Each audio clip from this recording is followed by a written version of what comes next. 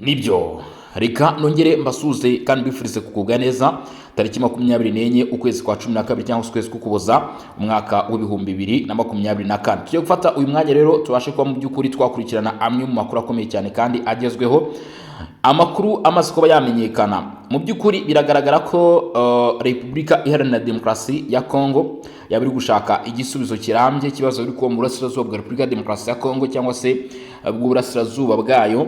Ibi byose rero bigakorwa mu mujyo mu by'ukuri wo gushaka isoko y'ikibazo ndetse no kurandura umuzi burundu w'iki kibazo. Amwe makuru rero amaze kuba yatugeraho ntago mu by'ukuri ari ibitekerezo byanjye bwite, ahubwo ne amwe mu makuru ngiye kuba nabagezaho. Bamwita Steven Mbikayi arasaba ko hashirwaho itsinda rishya mpuzamahanga rishinzwe umutekano mu burasirazuba bwa Kongo. Iri tsinda mu by'ukuri ngo rikaba rigamije guhagarika ibikorwa byose by'imitwe twaje intwaro, ibikorwa byose by'ubugizi bwa nabi burimo bubera hano kuri ubu butaka bw'uburasirazuba bwa Repubulika Iharanira Demokarasi ya Kongo. Nimumva ibitekerezo uraza kumva ko ni igitekerezo gikomeye cyane cyangwa se ni bimwe mu bintu ushaka kuba byashyira iherezo ku kibazo kiri kugaragara mu burasirazuba bw'igihugu. Turaza kureba Masisi, ibice byakomeje kumvikanamo imirwano. Turaza kureba Warikare, hari amakuru ari kwavugwa. Kivu y'Amajyepfo bimeze bite? Mu by'ukuri inyeshyamba z'umutwe wa 23 zisangaho zamaze kugaruka byeruye muri Uvira. Ibyo nabyo ndaza kubigarukaho, ariko reka duhere kubijyanye n'aya makuru akomeye cyane y'uwo bita Steven Mbikayi wamaze kugaragaza ko hakenewe itsinda rigomba gushyirwaho. Iri tsinda rikaba mu by'ukuri rigomba kurandura vuba byihuse iki kibazo kiri mu burasirazuba bwa Repubulika Demokarasi ya Kongo. Nta kindi kibazo gihari, ngira ngo abenshi murabizi cyangwa se mu by'ukuri ibi murabisobanukiwe cyane n'ababisobanukiwe kundusha, kubera yuko iyi ntambara iri ko mu burasirazuba bwa Kongo mu by'ukuri akenshi inashinjwa kuba u Rwanda rwo rubigiramo uruhare. Bivuze ko ingabo z'u Rwanda niba zivugwa ku butaka bw'uburasirazuba bwa Repubulika Demokarasi ya Kongo zikavugwa mu gufasha umutwe wa 23, uyu Steven Mbikayi akavuga ko hakenewe itsinda rigomba kurandura mu by'ukuri icyo kibazo, itsinda rero rya gisirikare. Bivuze ngo iryo tsinda ngo kandi ikindi kintu yongeyeho ngo rigomba kuba rihuriyemo n'ingabo z'ibihugu by'amahanga. Bivuze ngo icyo ashatse gusobanura ni itsinda ryaba rigamije gutsinsura burundu mu by'ukuri ingabo z'u Rwanda zaba zigaragara kuri ubu butaka. Ese biraza kugerwaho cyangwa se biraza gukunda? Ibyo ngibyo rero nibyo tugiye kuba twarebera hamwe nge namwe, ndetse n'andi makuru agiye atandukanye nyine nkuko nagiye mbibagezaho. Icyo usabwa gusa cyangwa se icyo ugomba kuba wakora ni ugukanda subscribe cyangwa se sabone, hanyuma rero ibindi byose mu by'ukuri tukaba tugiye kuba twabirebera hamwe. Reka mu by'ukuri rero twihute nta gutinda, ni mu itangazo ryakiriwe mu by'ukuri cyangwa se ryashyizwe ahabona kuri uyu wa gatatu ku itariki 24 ukwezi kukuboza mwaka 2025, nibwo rero perezida w'ishyaka ry'abakozi ku rwego rw'igihugu yibukije ko mu 2013 mu gihe Goma yari imaze kufatwa, inama y'umutekano yari yagaragaje ubutwari binyuze mu mwanzuro yafashe, umwanzuro 2098. Uyu mwanzuro mujya mwumva 23 April 27 gutyo. Mu by'ukuri hari n'umwanzuro nanone washyizweho mu 2013 ufite nimero matricule 2998. Uyu mwanzuro washyizeho brigade y'ikitwa intervention ya MONUSCO cyangwa se brigade yagombaga kwivanga muri ibi bikorwa kandi byatanze umusaruro. Nta wundi uri kubivuga nko nabikubwiye ni Steven Mbikayi, ni mu by'ukuri perezida w'ishyaka ry'abakozi ku rwego rw'igihugu PT. Akabavuze nkuko Steven Mbikayi abivuga ati izi ngabo zari zifite inshingano zo kurwanya mu by'ukuri ikibazo hamwe na FARDC zatsinze M23. Ni amayeri kandi n'intsinzi yakozwe mu buryo bukomeye cyane nkuko abivuga, aho yatumye Kongo irushaho kugira ituze mu myaka hafi 10 yashize.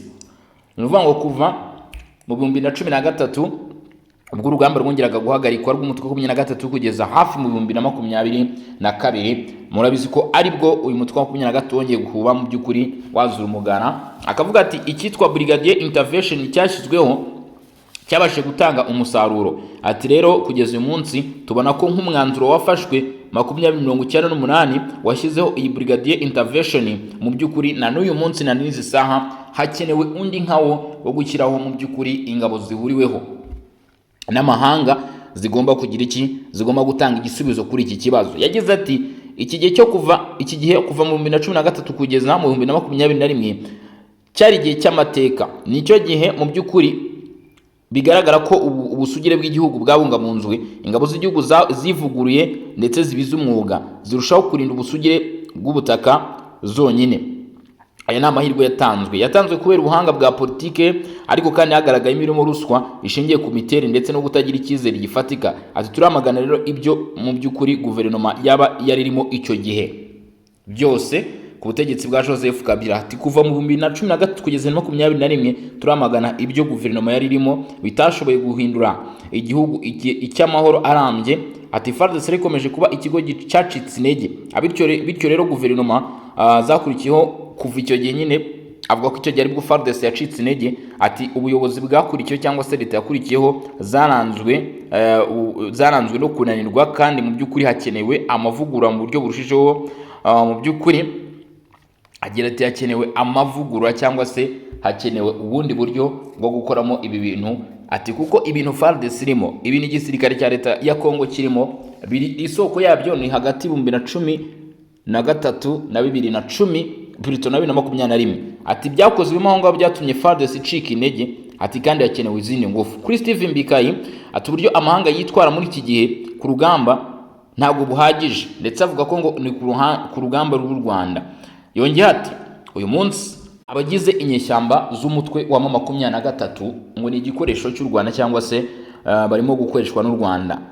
Ati u Rwanda rubifashisha ibyo uko abisobanuye mu by'ukuri mu ishusho yo gutuma amahanga atarugarukaho. Yongeye ati ikiyongeye kandi kugaragara ni ikintu gifite imbaraga. M23 ifite imbaraga kandi iteye n'ubwoba.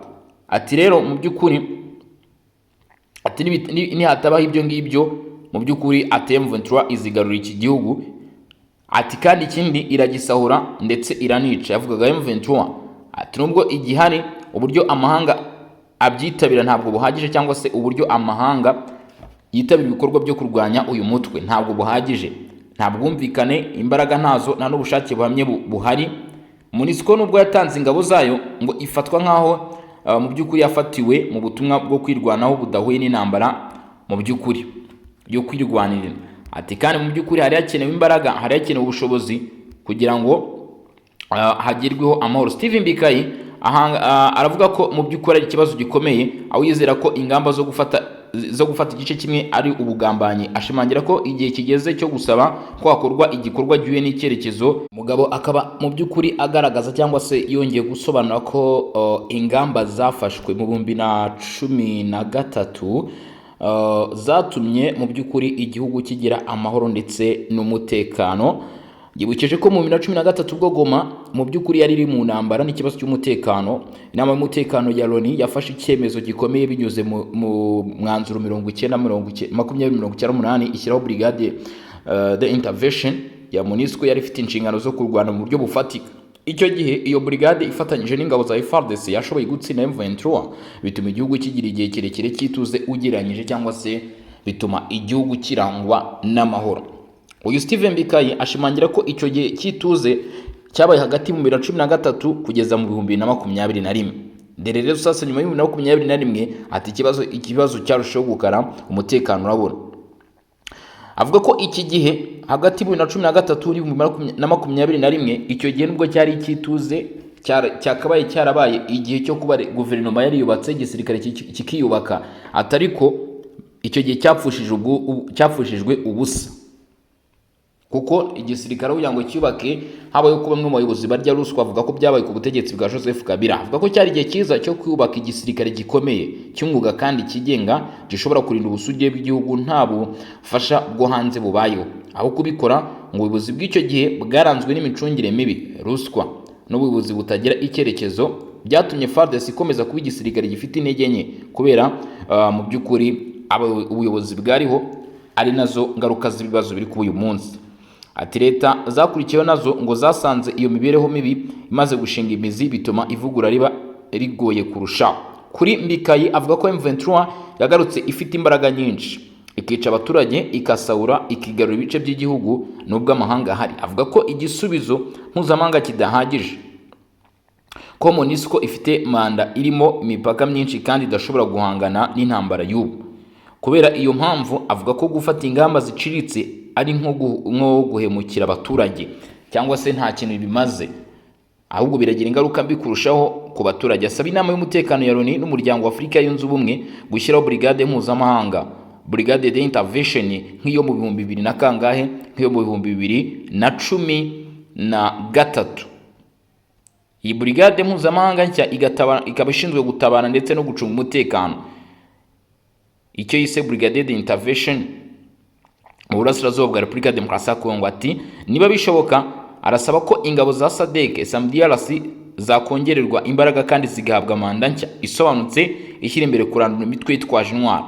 Asobanura ko iyi brigade igomba kuba ifite manda y'igihe igomba kumara kandi mu buryo bweruye, nta bintu byo guca ku ruhande, guhiga ndetse no gusenya imitwe yose yitwaje intwaro, by'umwihariko M23 ndetse na FDLR, gukorana bya hafi na FARDC kugira ngo habungwabungwe ubusugire bwa Repubulika Demokarasi ya Kongo kandi ingabo z'igihugu zongererwa ubumenyi n'ubushobozi. Ibikoresho bifatika nk'iperereza nk'ibikoresho mu by'ukuri bijyanye n'iperereza ryo mu kirere, uburyo bwo kugenda vuba n'ubushobozi bwo kurasa neza kandi ku ntego. Ibyo iyo kipe mpuzamahanga igomba gushyirwaho isa neza n'iyashyizwe mu 2013, ariko ikongererwa ubushobozi bijyanye n'igihe tugezemo, ikaba mu by'ukuri igomba kuba yabikora byose. Aranaburira kandi ati nubwo hashyirwaho iryo tsinda, Repubulika Demokarasi ya Kongo igomba kwitondera imitego iri gushyirwa muri diplomasi. Asanga M23 koko ari igikoresho cy'igisirikare ku Rwanda ndetse idakwiriye kugirana ibiganiro bya politike na leta ya Kongo mu gihe ikomeje kwitwaza intwaro ndetse no kuguma ku butaka bwa Kongo. Ati kuganira mu gihugu kiri ku gitutu cy'imbunda ngo byasubiza igihugu mu makosa ya kera. Ni ukuvuga ngo uyu Steve Mbikayi we abona ko Kinshasa itakabaye kugeza uyu munsi yicaye mu by'ukuri iduha muri Qatar iri kugana mu gihe gushyirwa ku gitutu n'intwaro bishobora kuyikoresha amakosa akomeye cyane. Steve Mbikayi anasaba ibihugu bifite ijambo rikomeye muri Loni kudakoresha uburenganzira bwo guhagarika ibyemezo mu nyungu za politike kuko umutekano wa Afurika yo hagati wose uri mu kaga. Asaba ko Repubulika Demokarasi ya Kongo yabwa ibikoresho byemewe ndetse bikagenerwa n'amategeko mpuzamahanga byo guhagarika urugomo n'intambara. Uvuga ngo rero ibyo uyu mugabo Steve Mbikayi yashakaga kuvuga, ibyatangajwe na Steve Mbikayi si amagambo gusa ku mutekano, ahubwo ni umwanya wa politiki ugaragaza icyerekezo mu by'ukuri abona ko ibintu byaganamo. Kwerekana nk'umunyapolitike mu by'ukuri bigaragara ko byo byamaze kugaragara, avuga ukuri ku ntege nke za leta zagiye zisimburana, ndetse izo ntege nke mu by'ukuri zikifashishwa kugira ngo guverinoma isuzume ahabaye icyuho igikosore.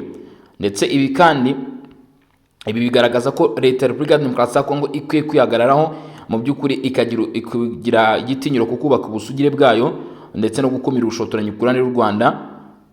Mu by'ukuri hari gusaba brigade mpuzamahanga ubutumwa bwihutirwa direct. Guverinoma igomba guhabwa ubwo bushobozi, gushyira igitutu kuri Loni n'ibihugu bikomeye. Uyu Mbikayi arimo avuga ko Loni izi neza icyo gukora kuko yabigezeho mu 2013. Ese gute yananirwa kongera gufata icyemezo gikomeye?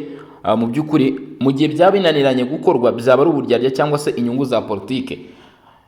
Niba 2013 barashyizeho brigade d'intervention igakemura ikibazo, uyu munsi mu 2025 ikibazo kikaba kimaze imyaka igera kuri ingahe, kuki Loni noneho itari gushyiraho icyemezo nk'icyo kugira ngo cyongere byibuze gitanga umusaruro cyangwa se gishyirweho niyo cyane rwo ariko cyashyizweho? Ibyo rero ngo bikagaragaza uburyarya cyangwa se inyungu za politike ku mpande zimwe na zimwe. Guverinoma ya Repubulika Demokarasi ya Kongo mu by'ukuri ikaba igomba kuba mu by'ukuri yakwitonda.